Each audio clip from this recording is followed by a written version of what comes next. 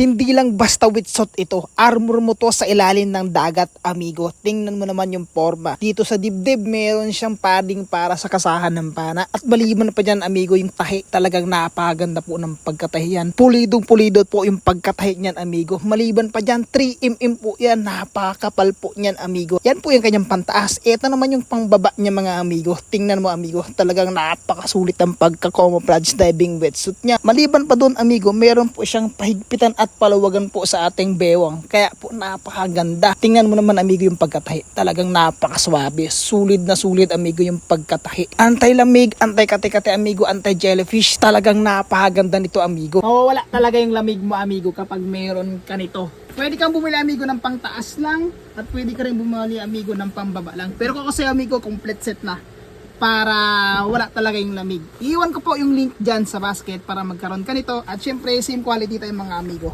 Napakaganda, napaka-quality. Ano? May sariling diving hood, hindi mo na kailangan bumili pa.